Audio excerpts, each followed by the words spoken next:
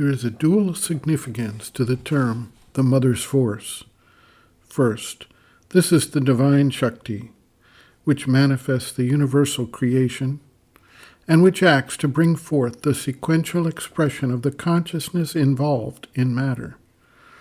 At the same time, there is the specific reference to the mother of the Sri Aurobindo ashram, who so embodied and focused this divine force that those who came into her presence or aura of influence were profoundly impacted by that force. In his book, The Mother, Sri Aurobindo states, quote, "The supramental change is a thing decreed and inevitable in the evolution of the earth consciousness, for its upward ascent is not ended, and mind is not its last summit. But that the change may arrive, take form, and endure, there is needed the call from below with a will to recognize and not deny the light when it comes, and there is needed the sanction of the Supreme from above. The power that mediates between the sanction and the call is the presence and power of the Divine Mother.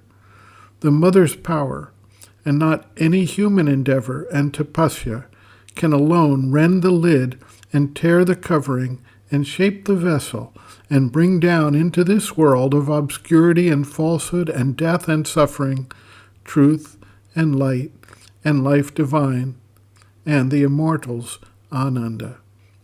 End quote. As the seeker learns to tune his attention and open up his receptivity to the higher forces, he gains direct contact with and benefit from those forces operative there. This attention may be based on coming into contact inwardly with the psychic being, or through concentration that opens the higher chakras to direct influence of the spiritual energy, or through a receptive contact with the guru, or some individual who embodies that force to such a degree that a link is created and an opening established. Large numbers of devotees around the world have had the experience, and reported it, that focusing on a photograph of the Mother could put them into a state of deep meditation. Receiving the Mother's blessings could induce a state of distance from the awareness of the physical body and the demands of the vital being.